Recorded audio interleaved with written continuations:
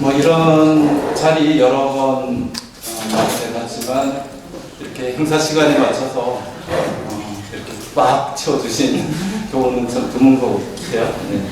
보통 뭐 좀 더 오시는 거 기다려서 시작한다 이렇게 그런 오늘은 뭐 듬성듬성 좀 자리를 비웠는데도 불구하고 이렇게 뒤에까지 채워주셔서 감사드리고요.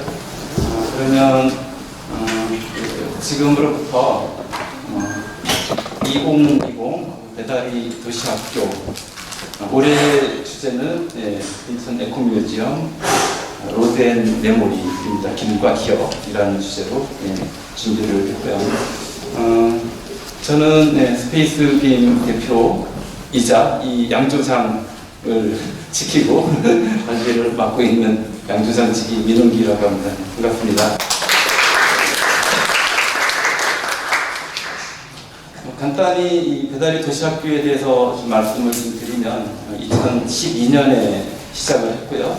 아시겠지만 우리 인천의 중요한 역사, 문화, 또 자연환경, 또 생활생태 이런 소중한 가치와 자산이 많이 깃들어 있는 이런 우리 인천이 개발의 논리에서 자꾸 이렇게 없어지고 파괴되고 해체되어지는 이런 상황을 목도하면서 기왕이면 좀 주민들, 민과 또 관과 또 학계, 또 민간 전문가분들, 또 시민분들 이 같이 좀 관심을 모으고 생각과 지혜를 모아서 좋은 도시로 만들어가면 좋겠다. 뭐 이런 생각에 시작을 했습니다.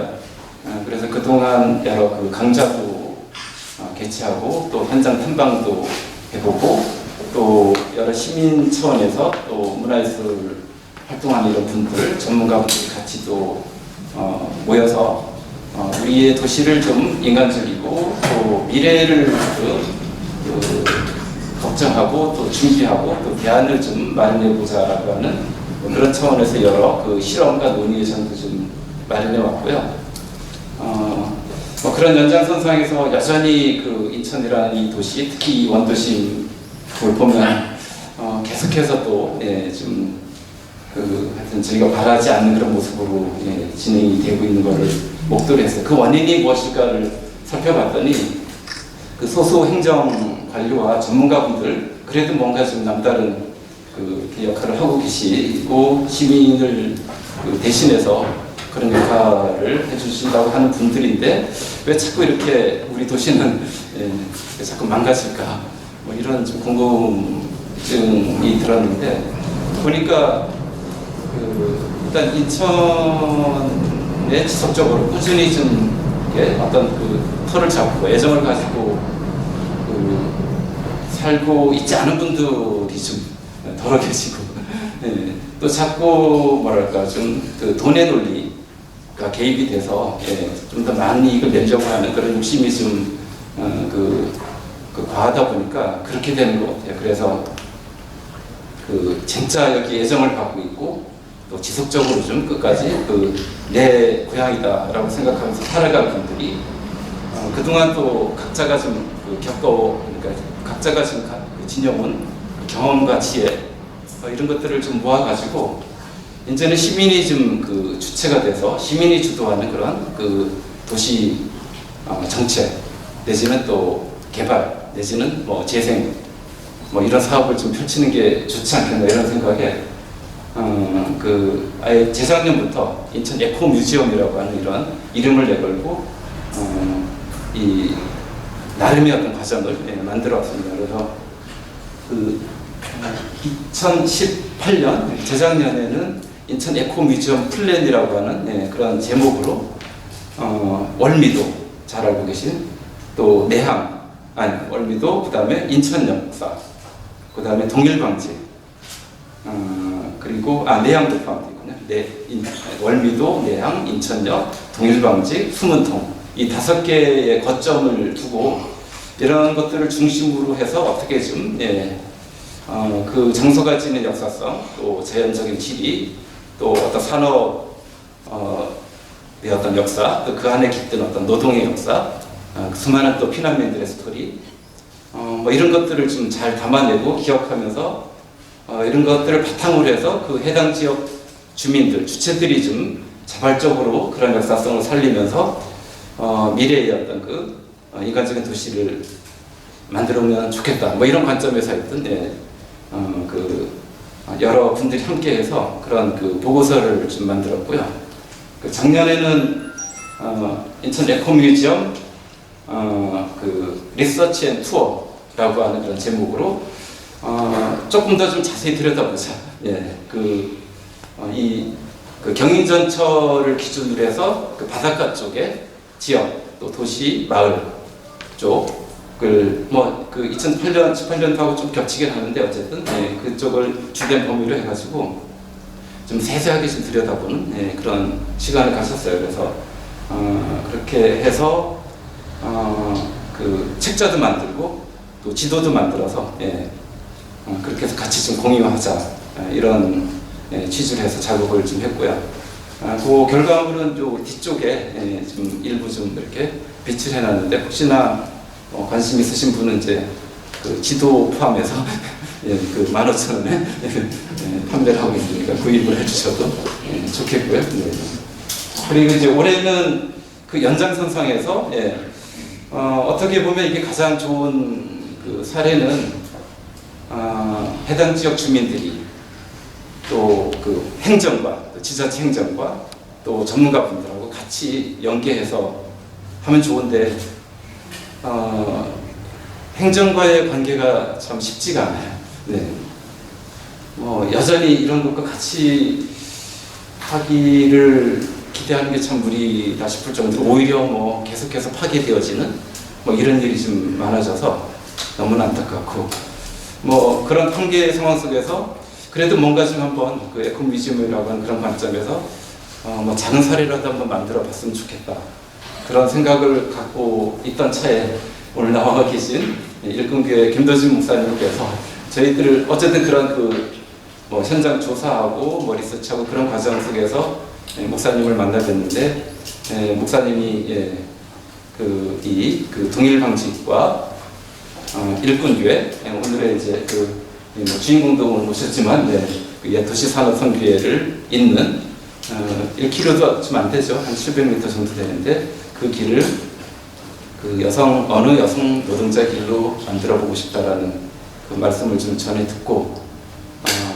그래서 뭐 저희도 좀 뭔가를 좀 해보고 싶었고 또 마침 또 목사님의 그런 소망 또 제안이 있었고 그래서 한번 그러면 올해 이런 주제를 한번 해보자 그렇게 해서 이런 자리를 좀 만들게 되었고요. 또 어쨌든 뭐 그렇게 또 준비를 하니까 많은 그 단체 또 뭐 여러분들이 같이 함께 해주시게 되었어요. 그래서 일꾼교회뿐만이 아니라 또 자료 그러니까 포스터에도 보면 저희가 좀 적어놨지만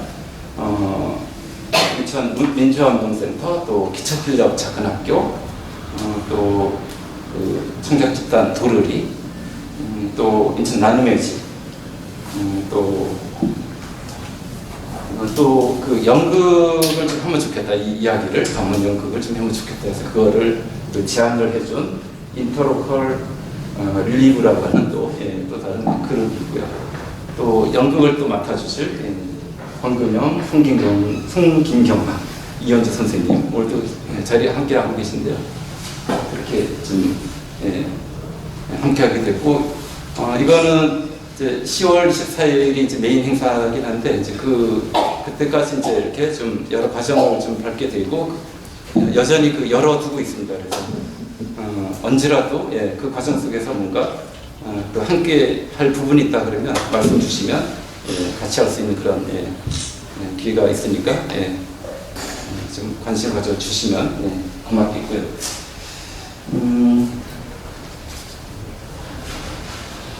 그리고 뭐 제 얘기는 이 정도로 좀 소개를 드려야 될 것 같고 이 프로그램은 이제 오늘 어쨌든 사전 강좌이기도 하고 좀 공부하는 차원에서 마련했어요. 그래서 5개 건조를 해서 오늘 이충각 선생님을 비롯해서 6월 11일, 18일, 7월 2일까지 올해 연속으로 쭉 이어지니까 끝까지 함께 해주시면 감사할 것 같고요. 그리고 나중에 이제 그 10월 24일을 염두에 두고 그 사전에 이제 그 700m 되는 길을 만드는 그런 작업을 소박한 어떤 그런 좀 그 형태로 그렇게 좀 해보려고 하고요. 그리고 이제 당일날 그 순례 그 도보 순례죠. 이제 그런 그 프로그램이 있고 그 순례길 중에 이제 그 이야기를 연극으로 담아서 소개하는 그런 행사가 있을 예정이고, 그다음에 이제 오후에는 또 거기 화수동, 또 화평동 뭐 알고 계신 분 많으시겠지만 거기가 그 도시정비 사업 구역으로 지정이 되면서 그 자칫 지금 다 없어질 그런 상황에 지금 처해 있습니다.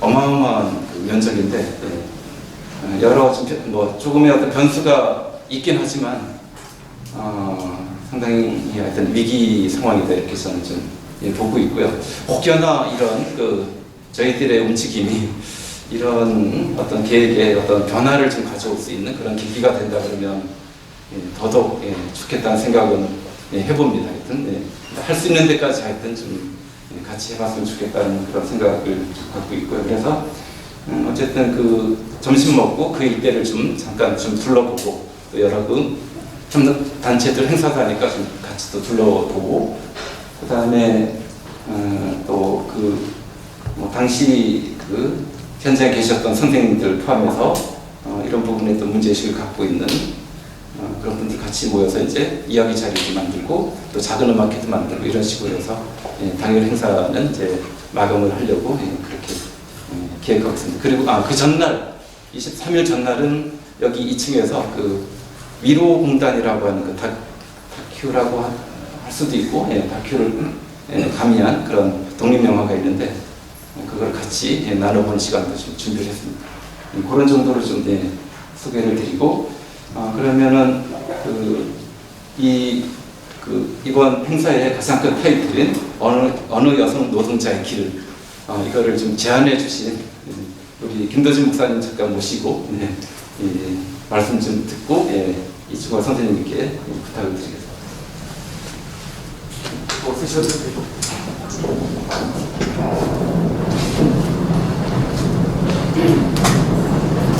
방금 축배본 김도진 목사입니다. 행사 준비하면서 코로나 때문에 어떡하나 좀 많이 걱정했습니다. 이율배반적인 마음이 있었는데요. 많이 오시면 좋겠다. 큰일 나겠다. 또 적게 와야 되겠다. 뭐 이런 저런 생각을 하면서 오늘 이 자리에 섰습니다.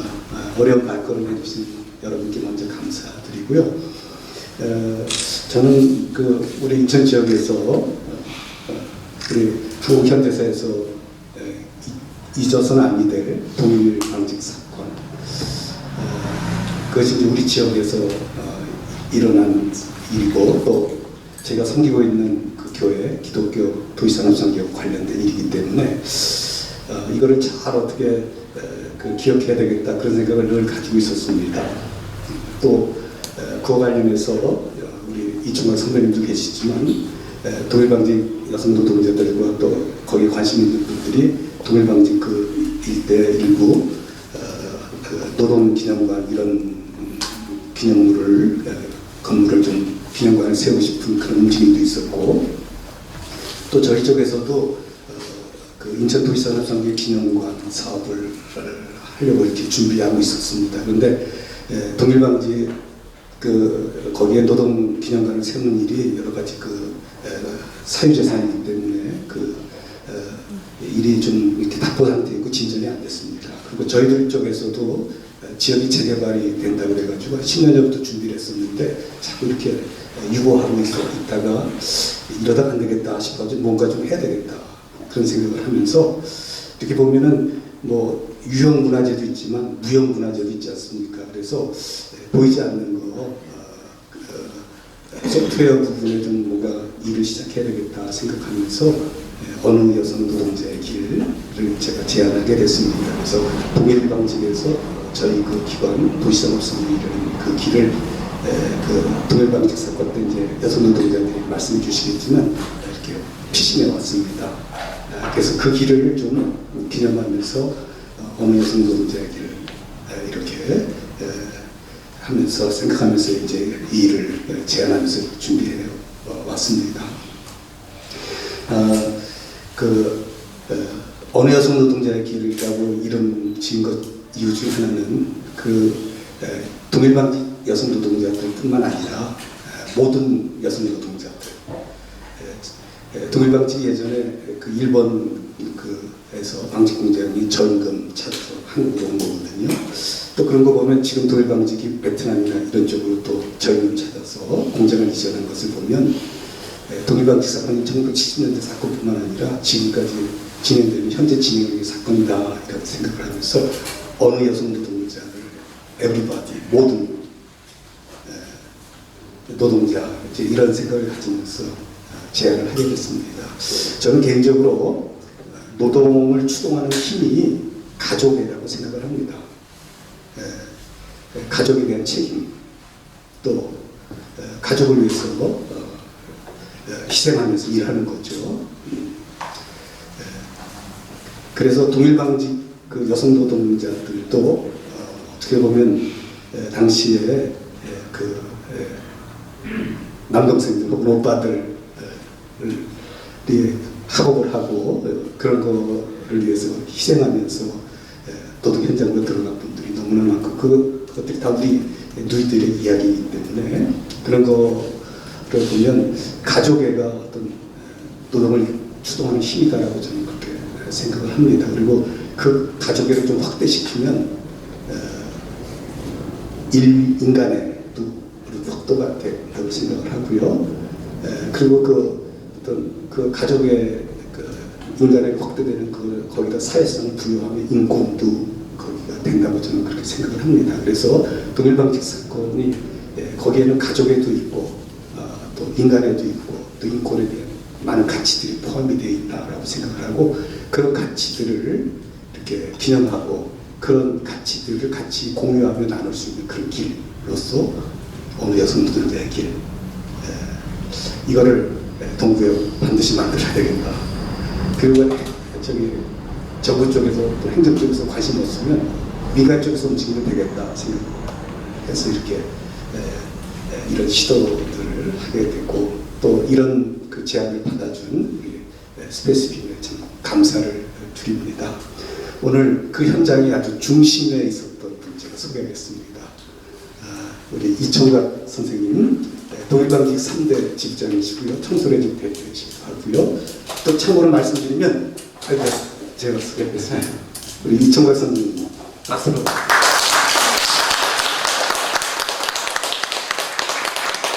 제가 한 가지만 더 말씀드리고 마이크 드리겠습니다.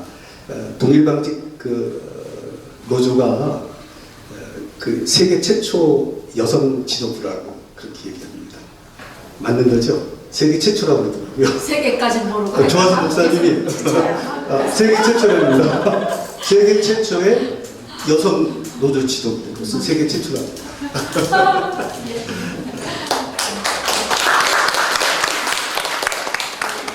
하여튼 오늘 이 귀한 자리에 여러분들하고 함께 할 수 있어서 너무 기쁩니다. 그리고 초대해 주신 주최 측에도 감사를 드리고요. 제가 뭐 이렇게 많은 사람들 앞에서 사실은 마이크를 들고 얘기하고 이렇게 있지 않습니다. 그저 그냥 아까 목사님 얘기했듯이 그냥 현장에서 노동으로 잔뼈가 굵어 그러한 이제 여성의 한 사람이니까 좀 투박하고 세련되게도 여러분들이 70년대에 인물을 직접 봤다 이것으로 좀 좋겠으면 좋겠습니다. 하여튼 감사드립니다. 앉아서 얘기합니다. 저는 고향이 황해도 영백입니다. 1사후퇴 때 엄마 등에 업혀서 이렇게 나왔어요. 근데 그때가 아마 4살이라고 얘기 들었습니다. 처음 도착한 데가 지금 산업선교 있는 그쪽 그 옆에 대건학교가 있었어요. 대건학교 지금 없죠. 두산 그 기계공장, 그 두산 그룹 정문 앞에 그쪽에 이제 천막을 쳐놨었는데 그쪽에서 이제 우리 식구가 이제 살았어요. 그러면 황해도에서 뭐 타고 나왔는가? 나룻배, 큰 나룻배를 타고 지금 저기 화수동 무슨 부두예요? 하수부두 있잖아요. 그 하수부두에 내려서 사실 그쪽에 이제 정착하게 됐고 그쪽에 살다가 다시 두 번째로 이제 이사 간 데가 만석동 지금 동구죠. 한요리 자리. 그쪽에 이제 가서 그쪽도 역시 이제 천막 생활을 했어요. 천막 생활을 하고 그 다음에 이제 세 번째로 이사 온 데가 지금 기찻길 옆 공국방에서 오신 분 계십니까? 안 계시네요. 예, 기찻길 옆 공국방 그쪽에 살다가 이제 우회로 만석동 9번지 저기 처음에는 만석동 6번지 제가 저기가 6번지로 되어 있어요. 호적에. 그래서 거기서 이렇게 살다가 동일방직이 첫 공장입니다. 저한테. 그때가 제가 나이가 18살이었어요. 18살이었는데 정말 그런 한참 18살이면 얼마나 이뻤겠어요. 솜털이 포송포송한 그런 아주 예쁜 소녀라고 봐야 되나 하여튼 그랬는데 그때 이제 동일방직에 이제 들어갔습니다. 동일방직에 그 당시에 여성들한테는 상당히 정말 누구라도 거기 들어가고 싶은 그런 규모가 큰 공장이었어요. 그래서 저도 이제 거기 먼저 언니가 거기 공장 다녔고 언니가 이제 과장한테 백을 써가지고 제가 들어갔습니다. 그때 백이 굉장히 셌어요. 백 얘기하면 안 되는데, 그죠? 백을 뭘로 썼느냐? 그러면은, 그저 그 당시에, 60년대 그 당시에는, 저기 영평도에서 조기, 금빛이 번쩍번쩍한 아주 싱싱한 조기가 나왔어요. 참 많이 나왔어요. 그 조기를 이제 한 개짝 갖다가 이제 예물로 바치고 그리고 제가 동일방직에 들어갔습니다. 근데 동일방직의 첫 관문을 통과하려면 일단은 신체 검사를 해야 돼요. 신체 검사를 하는데 의무실이 있는데 가서 이제 여기 이제 가슴을 여기까지 올려. 그때 참 곤욕스러웠어요. 올려가지고 이렇게 청진기 대고, 그 다음에 이상 없으면 적십자 병원. 저기 이제 20통날이 거기 적십자 병원이 있었어요. 거기 가가지고 엑스레이를 찍어요. 그래서 엑스레이 이상이 없으면 통과. 그래가지고 동일방직을 하여튼 들어가서 다니게 됩니다. 나의 운명은 하여튼 그때부터 이제 시작이 되는 거죠. 그래서 공장 안에 들어가서 실을 끊는 걸 이제 이렇게 배워가지고 정방이라는 부서에 들어가는데 남들이 정말 다 이렇게 학교 다니면서 공부할 나이엔 저는 이제 공장에 들어가 기계 일부가 돼서 하루에 12시간, 13시간 이렇게 주야 3교대 근무를 했습니다. 물론 이제 법적으로는 그 8시간인데 잔압을 많이 했어요. 그때만 해도 이제 그 10대 때니까 뭐 12시간, 13시간 해도 뭐 문제 없었습니다. 문제 없었고 그때 이제 그 추후에 물론 알았지만 조합원이 한 1,500명 가깝게 있었어요. 근데 남자 이제 노동자들은 한 그 300여 명 가깝게, 나머지는 다 여성들이었습니다. 그런 남자들은 어떤 일을 했는가? 남자들은 기계 고치는, 집 날르고 이제 이러는 거 하고, 여성들은 대부분 다 이제 이렇게 그 기계에서 작업을 하는 그런 거를 했습니다. 그 동일방직의 당시에 그 유니온 샵 제도라고 입사와 동시에 노동조합에 가입이 돼요.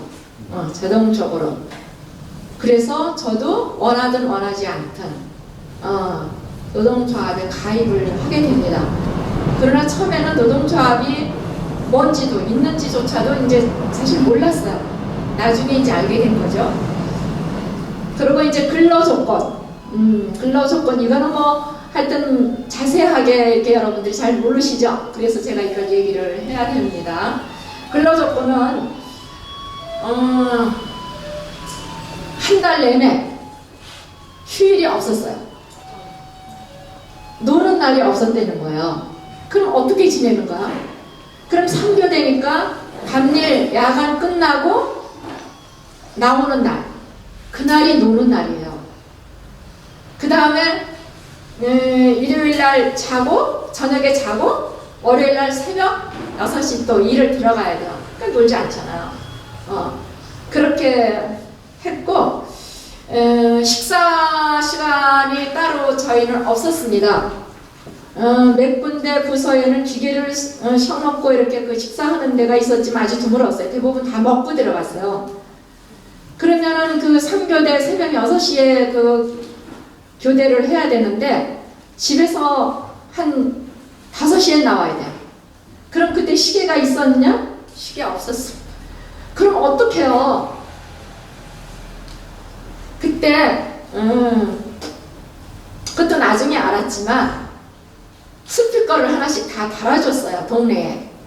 그 스피커가 그 새벽 4시 반인가 5시면 나와요. 그게.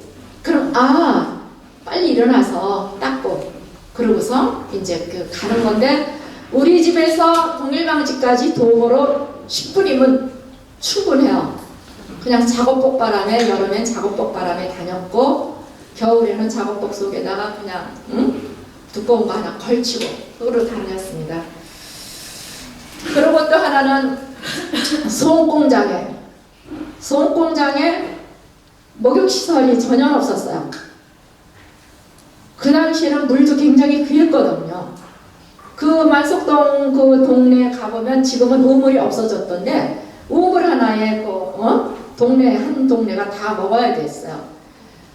그러면 집에서도 제대로 못 닦고 공장 갔다 와서도 못 닦고, 그리고 또 이제 그런 그 옷은 갈아입어야 되잖아요. 우리는 가까우니까 근데 먼 데서 다니는, 그땐 기숙사가 없었거든요. 그런데 지금 동일방직 이제 이렇게 그 가보신 분은 알겠지만, 그 노무과 앞에 이제 그런 거 내중에 그 저기가 생겼지만, 우리는 그냥 바로 옷을 입고 현장으로 들어가서 거기서 옷을 벗고 작업복 갈아입고 겨울에, 그러고서 또 나올 때 퇴근할 때 하면은 기계 밑에다, 그때는 봉투 같은 게 없었어요. 그냥 이렇게 나이론 보자기 있잖아요. 보자기다 이렇게 쌓아놓고 기계 밑에다 놓으면은 그 먼지가 숨이 쌓이는 거예요. 그러면 이제 그거를 이제 이렇게 털고 입고 나오고, 여름엔 그랬습니다. 그렇게 했고, 또 하나는 이제 그런 그 직업병이 있었습니다. 저는 그 중에 직업병이 둘을 가지고 있는데 위장, 밥을 제때 못 먹으니까, 또 이제 무좀, 반드시 흰 운동화를 신어야 돼요. 운동화를 12시간, 13시간씩 신다 보니까 무좀이 안 걸리는 사람이 오히려 이상한 거죠. 그리고 또 하나는 이제 그 지포 같은데, 그러니까 기계가 엄청 19세기 영화에 이제 그 섬유 공장들이 나올 때 그때 보면은 기계가 굉장히 웅장하게 커요. 거기서 나오는 그 소음, 기계 소리는 엄청 요란하죠. 그런데다가 그냥 먼지는 막 그냥 막 앞이 안 보일 정도로 막 떠다니고. 그래서 특히 이제 그게 더 심했던 데가 어디냐 하면은 직포라고 광목 짜는데, 이게 굉장히 요란했어요. 그게 거기 수백 대가 모여가지고 막 그냥 하늘에 이 청각장애. 그래서 귀마개를 줘요. 귀마개를 주는데 귀마개가 이제 답답하니까는 잘 안 끼죠. 그리고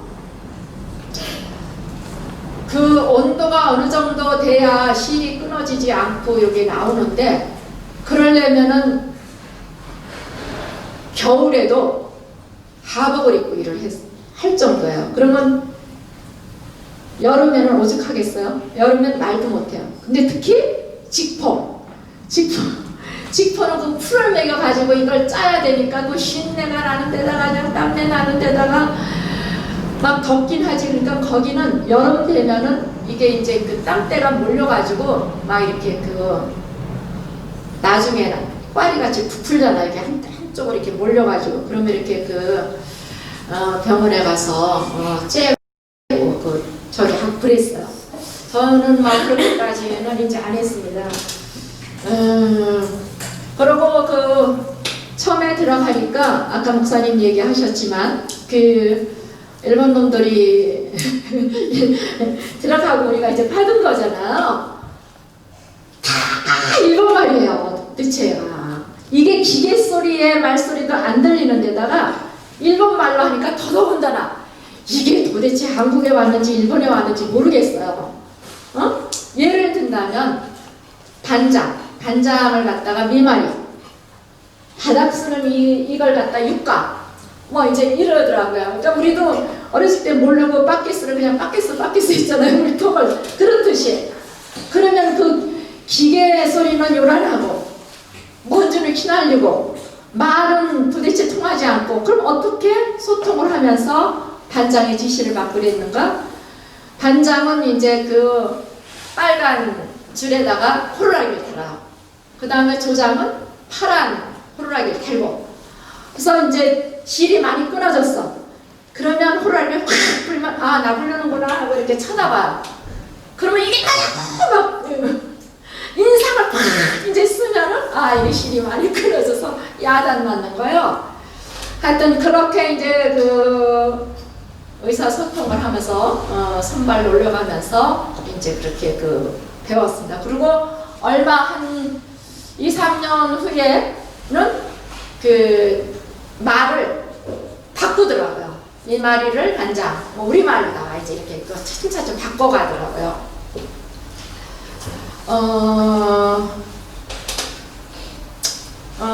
하여튼 동일방직이 또 하나 이제 그 지금의 이제 좋았던 거는, 제가 일당 70원을 받았잖아요. 일당 70원을 받고 이제 들어갔는데 그때 전태일열사가 얼마 받았다고 그러더라. 나하고 조금 차이 있던데 월급이 제 날짜에 꼬박꼬박 나오는 거. 그건 진짜 하나 좋더라고요. 돈이 많든 싫든. 그래가지고 저는 그 70원을 벌기 위해서 정말 열심히 일을 했고, 너무 가난했기 때문에 돈을 많이 버는 것은 일을 열심히 하면 돈을 많이 벌고, 돈을 많이 벌어서 부자가 되면은 그게 인간답게 사는 거라고 생각을 했습니다. 그래서 정말 열심히 했어요. 정말 그 열심히 했는데 제 이름이 이총각이잖아요. 이총각이니까는 이름도 특이한 데다가 일을 너무너무 열심히 잘하는 거예요. 그러니까 생산 공장에서 일 열심히 하는 사람 칭찬받잖아요. 관리자들의 아주 제가 모범생이었습니다. 예. 그래서 뭘로 이제 내가 잘했다는 걸 증명할 수 있느냐 하면은 생산 공장이니까 1분에 140보를 걸어야 돼요. 140보 표준을 이렇게 딱 걸어놨어요.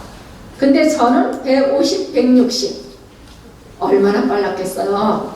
그래서 느릿느릿한 사람들은 그 생산부장이라는 사람이 저한테 데리고 와서 보라고. 그리고 기계도 제가 제일 많이 했습니다. 그래서 조그맣게 이제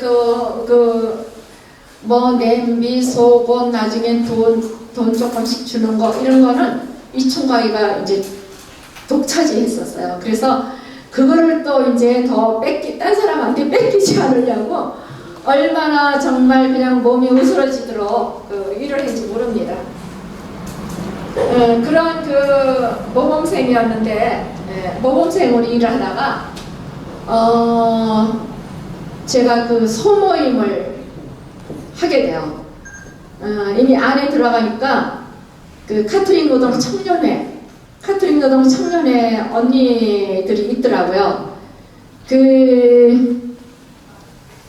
제가 한 와인다라는 저희는 씨를 뽑고 솜에서 씨를 빼고 와인다라는 뺀 씨를 갖다 감는데요. 거기를 거쳐야 화장실을 가는데 화장실을 좀 자주 갔어요. 자주 가가지고 그 언니들한테 제가 눈에 띄어가지고 포섭이 됐어요. 그래서 그 언니들을 통해서 제가 화수동 성당 카톨릭 노동 청년회 거기에서 성모임을 하면서 일주일에 한 번씩 모임을 하게 되죠. 야간 때는 이제 낮에 하고 오전 때는 이제 나와서 또 저녁에 하고 이제 그러면서 그래가지고 거기서 주로 생활 나눔을 이제 하는 거예요. 근데 생활 나눔을 그냥 돌아가면서 그냥 말로만 하는 게 아니라 훈련지가 하나 있었어요. 관찰, 판단, 실천. 요 책자를 가지고 우리가 이제 거기에 준해서 생활 나눔을 하고 현장 예를 든다면 현장 들어가서 내 옆에서 일하는 동료가 고향이 어디고 나이가 몇 살이고 식구 가족 관계는 어떻게 되고 그래서 그 친구하고 친해지려면 어떻게 해야 되는가 실천을 해야 되잖아. 그래서 관찰, 판단, 실천한 것까지 보고를 해요. 그 다음에 어떻게 실천을 했는가, 실천을 못했으면 왜 못했는가, 이제 그런 것까지. 그러면서 거기를 통해서 제가 이제 차츰차츰 눈을 뜨게 되는 거죠.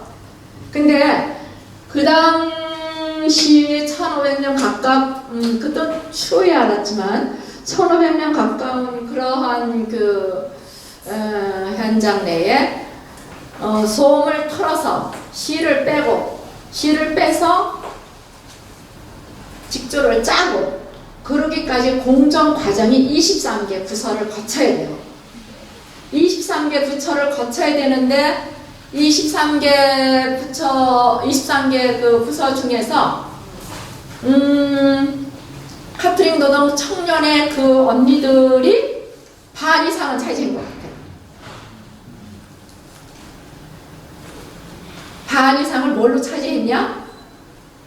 그 언니들이 모범생으로 뽑혀가지고 반장, 조장 이런 거를 채로 맡고 있다. 그래서 그것도 나중에 알았지만 공장장이나 생산부장들 이런 사람들한테 아주 그냥 사랑을 많이 받았다고 그러더라고요. 근데 나중에 우리들 노동조합 그렇게 분란이 많았을 때 그 언니들 별로, 물론 퇴사인 사람도 많지만 있어도 별로 함께 많이 안 했어요.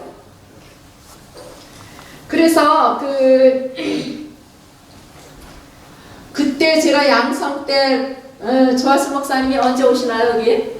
조하스 목사님이 이제 다음에 오셔서 말씀하실 텐데 제가 그때 양성 때 조하수 목사님을 만나게 돼요. 조하수 목사님을 이제 그 만나서 그 뭘 받느냐 하면은 일주일에 한 번씩 오셔가지고 이렇게 교양지를 줘요. 노동자들한테.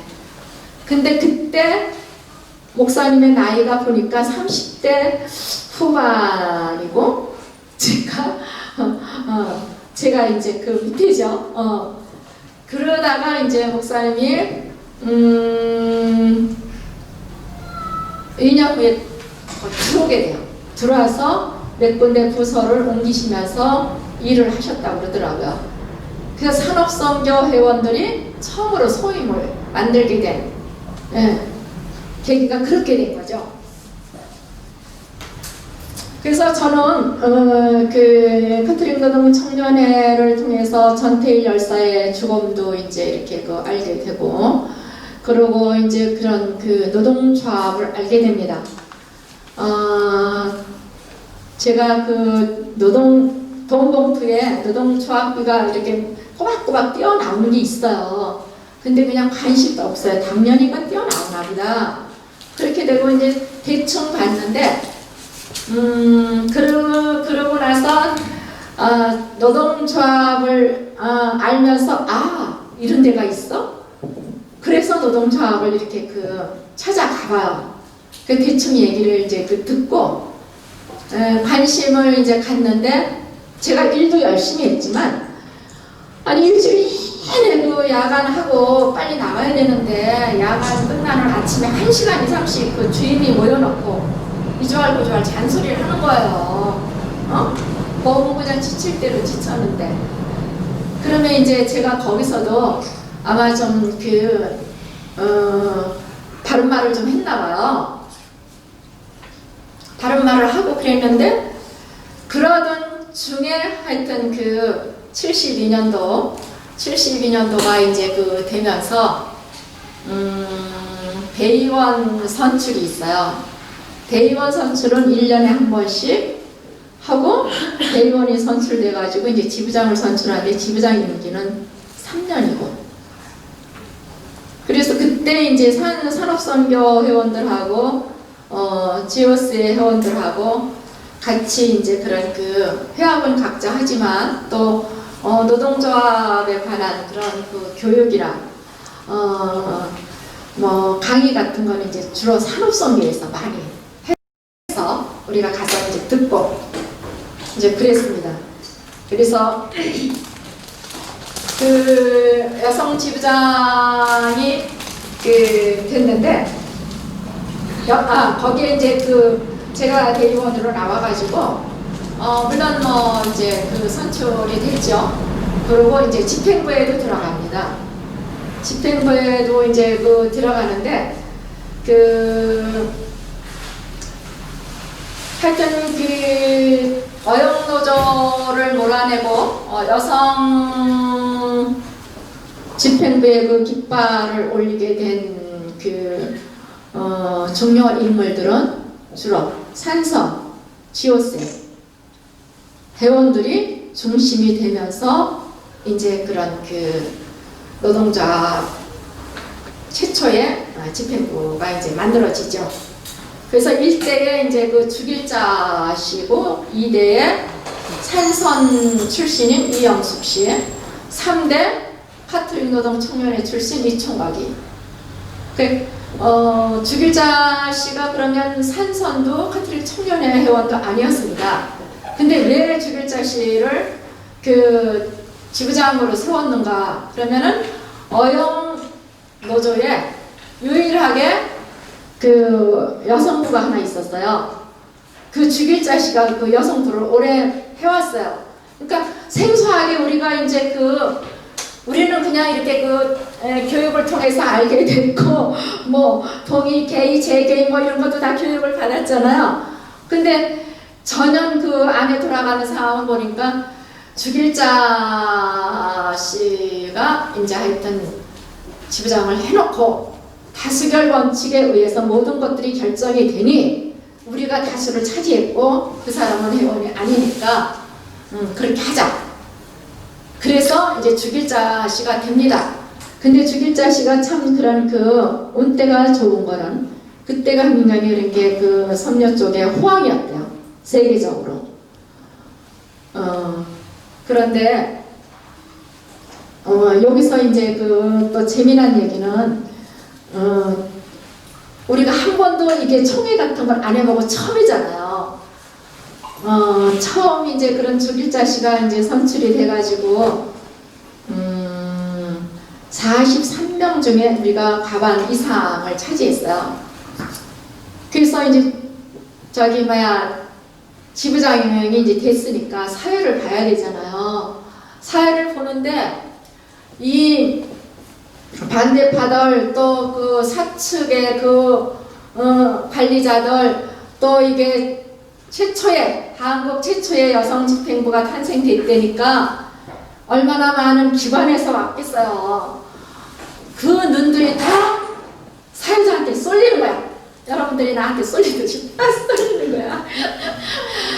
그러니까 완전 얼잖아요. 이게 처음 해보는 건데 얼어. 그런데 이 남자들이 완전히 연맥이작을 해놓고 막 뭐 동의, A, 재계 하면 막 그냥 여기저기서 막 하니까 이 사람이 조금 하다가 완전히 기절해서 나가자빠져요. 졸도했어요. 졸도. 이런 얘기를 잘 못 들었죠.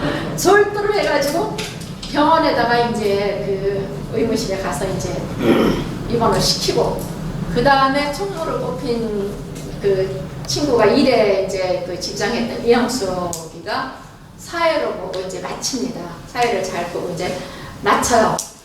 근데 거기서 그 관리자들하고 관리자 편에 서서 그 우리를 아주 애매했던 그런 그 남자들이 뭐라고 하냐면 니년들 1년도 못 해가지고 나부터 너 손들고 나올 거라고. 근데 너무 잘했잖아요. 참 잘했습니다.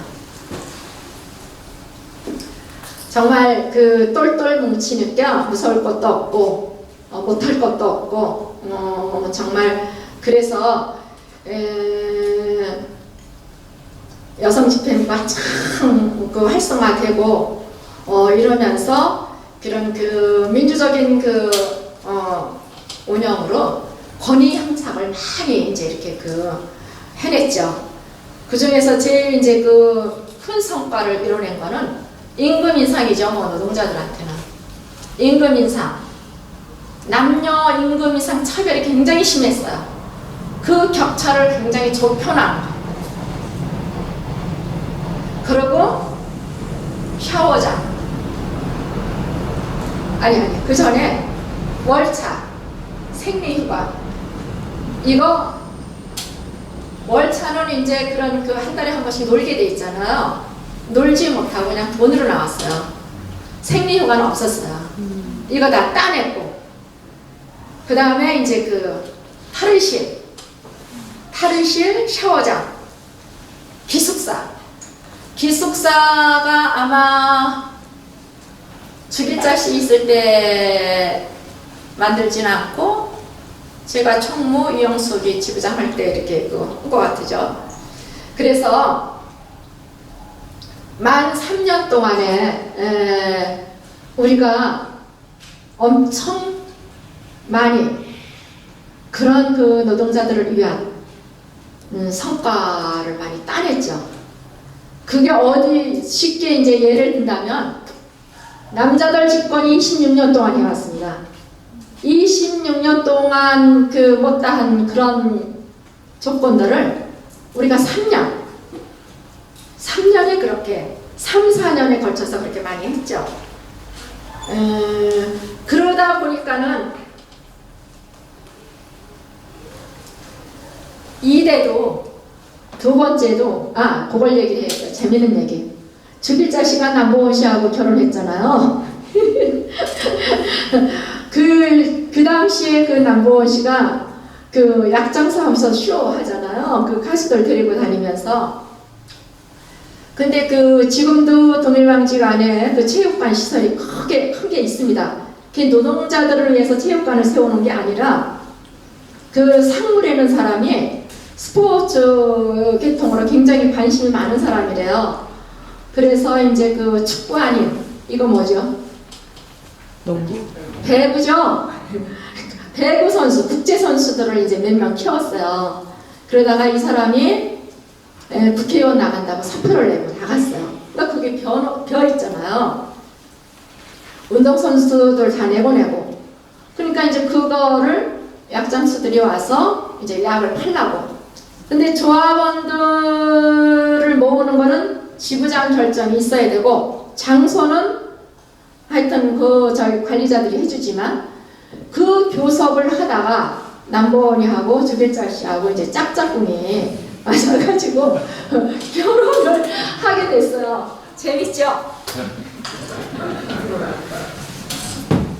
그래서 딸 둘 낳고 잘 살았는데 일전에 남보원 씨가 돌아가셨다는 얘기를 들었습니다.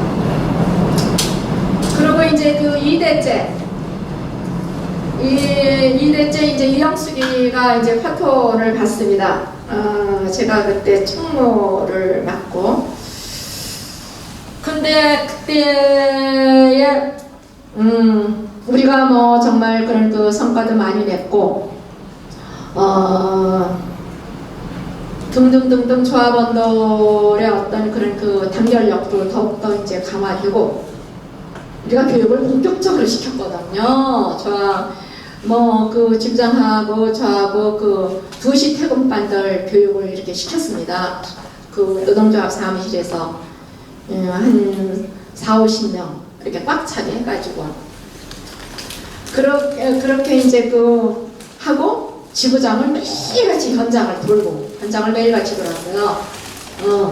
그래야 이제 그 노동자들의 어떤 그런 그 애로사항도 알게 되고, 현장에 이제 그런 그 좀 문제도 좀 파악하게 되고, 그래서 의무적으로 이제 그 현장을 이제 돌게 되는데, 슬슬 저쪽에서 이 막말로 기집애들이 1년도 못 가서 손 들고 나올 줄 알았는데 웬걸요? 3년을 너무너무 잘하는 거야. 그런데다가 현장 노동자들이 정말 똘똘 뭉쳐가지고 단결력도 과시하고, 그러니까 이제 그 노노 싸움을 붙여가지고 남자들, 여기 남자분들도 많으신데 남자들의 이제 약점을 저기 해가지고, 남자들은 대부분 이제 가정을 가지고 있던 사람들이고, 여성들은 거의가 다 미혼이었어요. 근데 이 남자들 몇 명을 이제 좀 부추겨가지고 그 부당노동 행위를 슬슬 이제 하기 시작을 하는 거죠. 발단이 거기서부터 시작이 됩니다. 그래서 대의원 선거를 했는데 우리가 한 표가 모자랐어요. 사실 한 표가 모자라서 78년도 그 똥물 사건 오기까지, 그래서 한 사람이 얼마나 중요한 건가라는 뼈저리게 이제 느끼게 되는 거예요.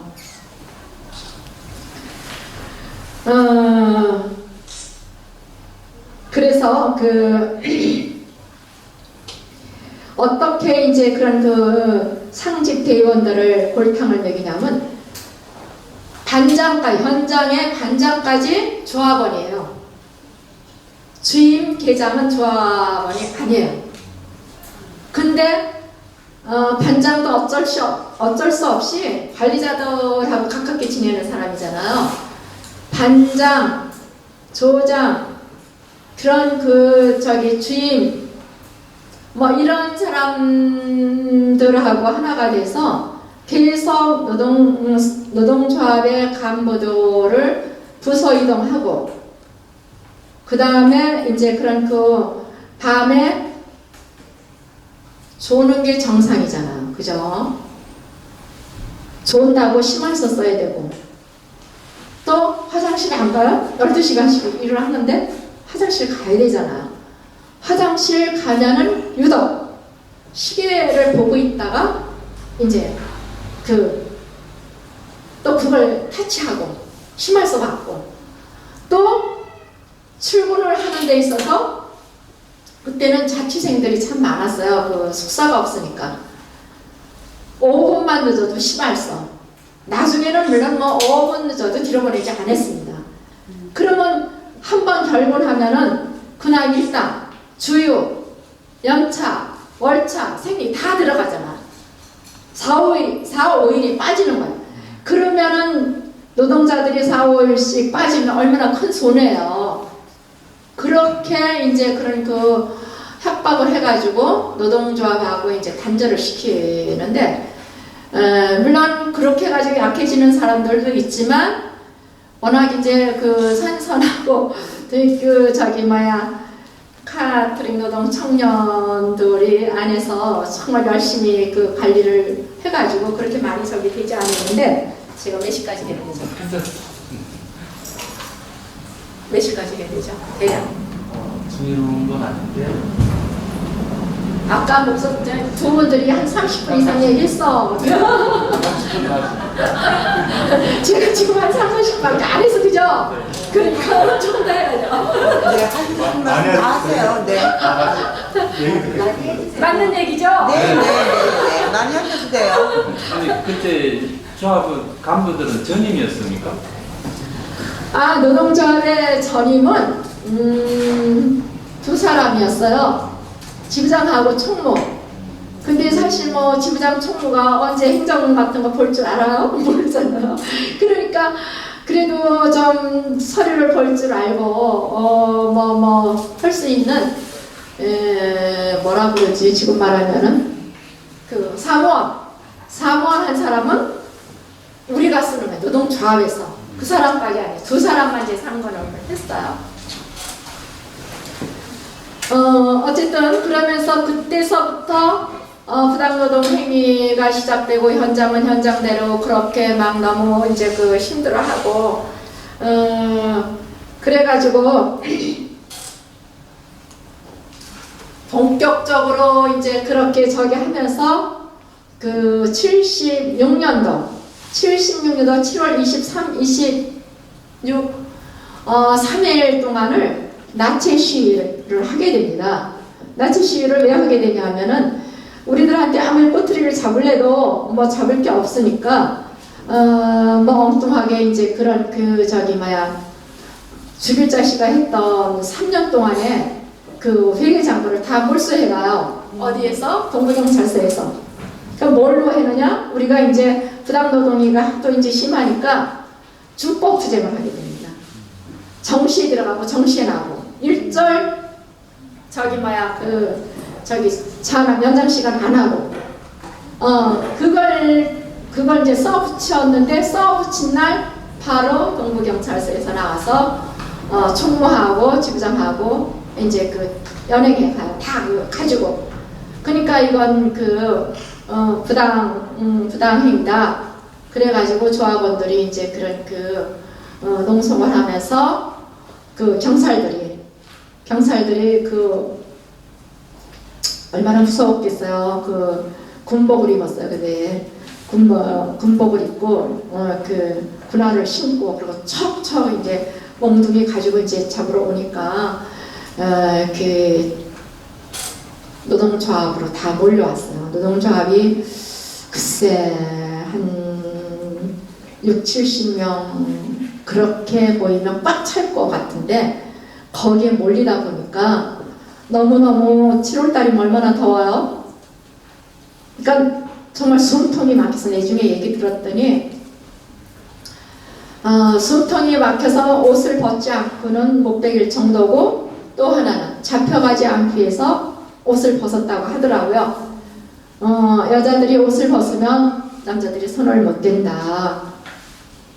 그래서 벗었는데 역시 다 끌려갔어요.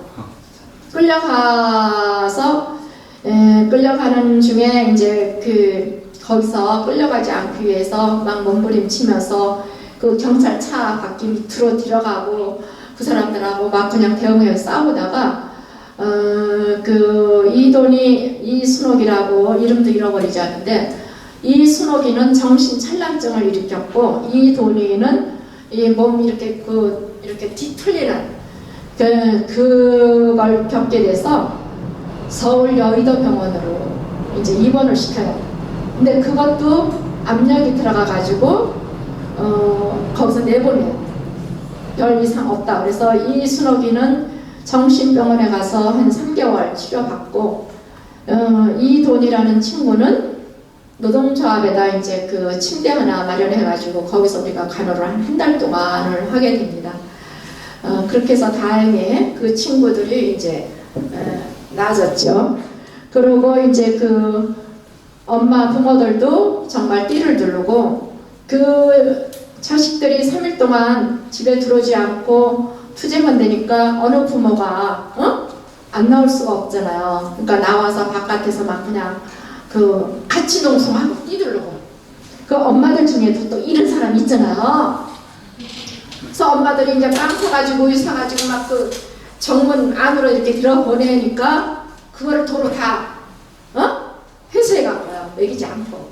근데 나중에 그 담당 형사가 2명 있었어요. 담당 형사가 2명 있었는데 그 하나는 노무과 담당, 하나는 노동조합 담당.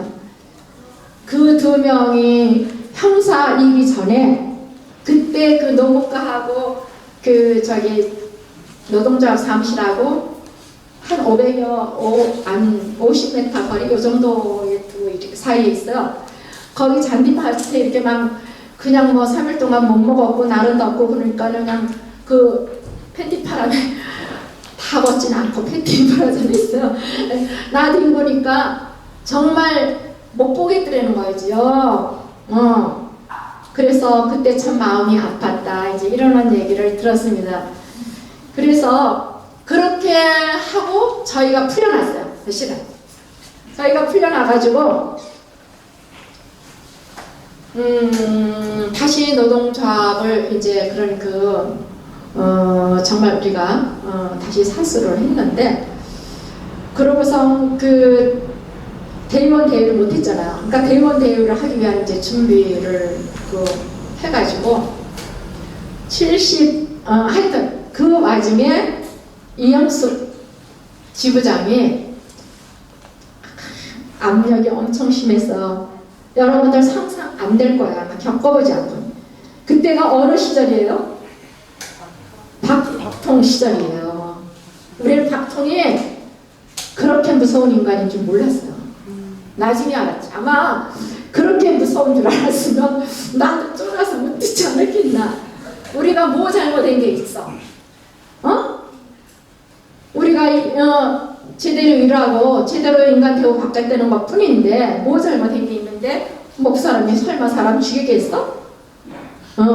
근데 조하순 목사님은 또 우리 교육 받을 때 그랬어요. 뭐라고 했냐면 선동가잖아. 조하순 목사님 완전 야 얘네들 있잖아. 감옥 가도 괜찮아. 별거 없어. 얼른 풀려날 거야. 그러니까는 이건 아무나 못한다고 이렇게 특별한 자기만 하는 것 같이 이렇게 막 그렇게 해주고. 근데 우리들한테는 그때 뭐가 제일 두려웠냐면 보석에 빨간 줄 가는 게 제일 두려웠어요. 이제는 그거 없어졌죠. 보석에 빨간 줄 가면 시집도 못 가는 줄 알았어요. 난 그때 시집 가려고 그랬거든요. 이렇게 안 갈 줄 알았으면 이렇게 공부를 했잖아. 나 시집 가가지고 아들, 딸 4명 낳아서 오손도손 잘 살라고 했단 말이야. 남자는 어느 남자를 난 선호했느냐면 털털한 막걸리 타입 남자 좋아했어. 근데 연애가 한 번 못 걸었어. 그럼 뭐 독일방지 투쟁 때문에. 연애는 한 번 걸 걸 말이야. 후회는 안 합니다. 농담이고요.